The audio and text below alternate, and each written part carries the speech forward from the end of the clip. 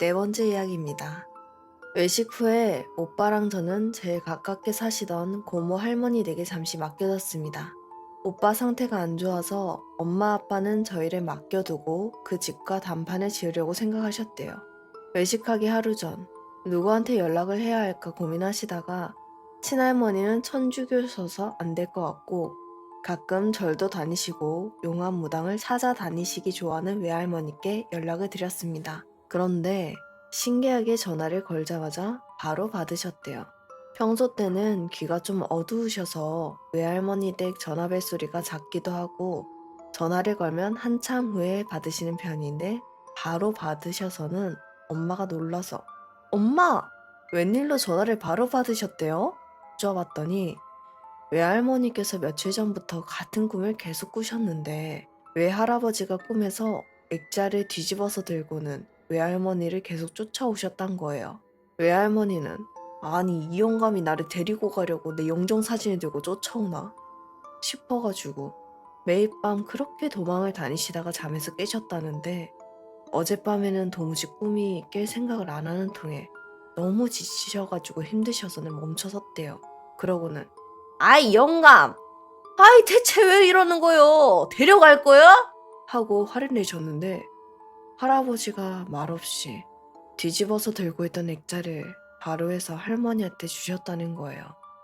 그래서 할머니가 그 액자를 천천히 들여다봤는데 까만 액자 안에 저희 가족 사진이 들어있었대요.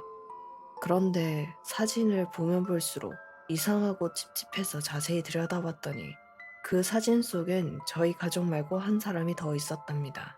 머리를 산발을 하고 흰옷을 입은 여자요. 근데 그 여자가 본인도 우리 가족인 것처럼 저희 가족 옆에 딱 붙어서 그 모습이 섬뜩하고 기분 좋지 않아서 잠에서 깨셨는데 깬 후에 아무리 그 여자의 얼굴을 기억해내려고 하셔도 또렷이 기억이 나시질 않으셨대요. 그래서 하루 종일 걱정을 하며 엄마가 전화해 오길 기다리셨다는 거예요. 괜히 먼저 전화하지 않으신 건 나쁜 꿈을 꾸고 전화를 하면 재수에 온 붙을까봐 그렇게 못하셨다고 하더라고요. 그렇게 엄마는 외할머니 이야기를 듣자마자 바로 모든 이야기를 털어놓으셨답니다. 그랬더니 외할머니가 꿈속에서 본 꼴이 우리 가족한테 그것이 꼭 붙어 있는 게 이사를 가도 쉽게 떨어질 것 같진 않고 일단 내일 애들만 맡겨놓고 내려오라고 하시더래요. 그래서 엄마 아빠는 저희를 고모 할머니 댁에 맡기고 바로 외할머니 댁으로 내려가셨습니다. 외할머니 댁까지 2시간 거리여서 저희를 데려다 주고 가려니 10시쯤 도착하셨는데 시간도 너무 늦었고 해서 그날은 그냥 외할머니 댁에서 자고 다음날 외할머니가 용한 무당집이라고 어디론가 데려가 주셨대요. 아빠는 집안이 천주교셔서 무당집은 처음이라 긴장하셨는데 생각보다 멀쩡한 가정집이었고 불교 용품이 있다는 것 빼곤 특별할 것이 달리 없었대요. 그 무당은 40대 여자였는데 모시는 신 때문이었는지 결혼도 안 한 처녀 무당이셨답니다. 외할머니 말씀으론 아는 사람만 아는 굉장히 유명한 무당이셨대요.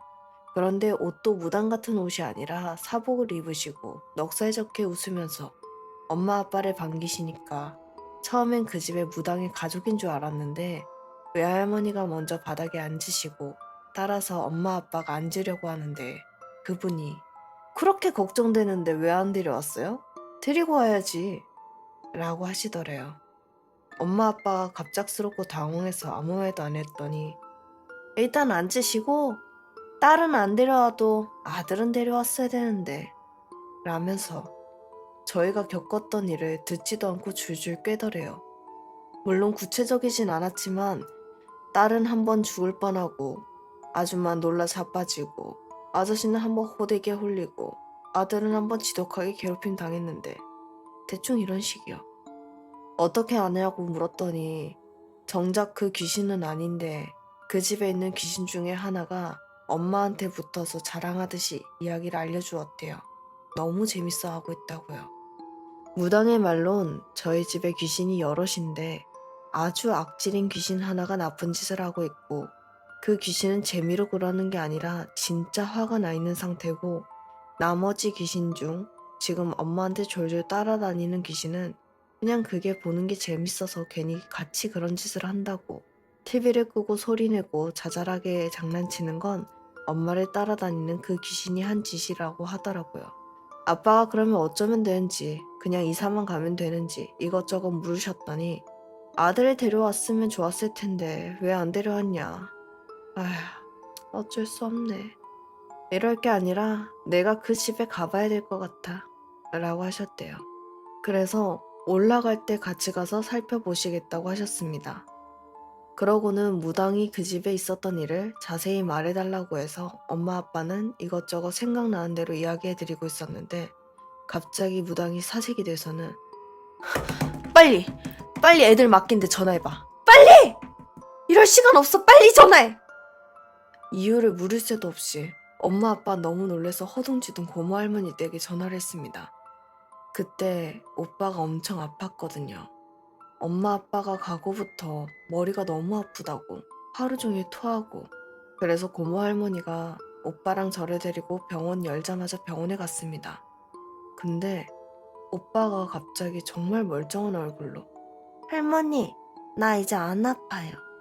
이러고 의사도 아무 문제가 없다고 하니까 그냥 다시 집에 왔더니 또 시름시름 앓는 거예요.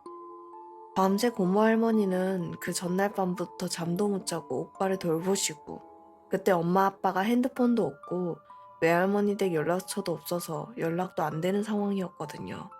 전화를 끝내고 무당 아줌마가 당장 가는 게 좋지 않겠냐고 본인도 지금 같이 가주신다고 하셔서 엄마 아빠, 외할머니, 무당 아줌마 이렇게 네 분은 급하게 고모 할머니 집으로 오셨습니다. 내려가는 길에 오빠 아픈 거 어떻게 하셨냐고 엄마가 물었더니 엄마 옆에 붙어있던 그 귀신이 갑자기 아 너무 재밌다. 너무 재밌어. 많이 아플까? 많이 아프려나? 얘네는 모르겠지? 이렇게 웃으면서 좋아하는 꼴이 분명히 아키가 애들한테 해코지를 했겠구나. 그렇게 생각이 들었다는 거예요.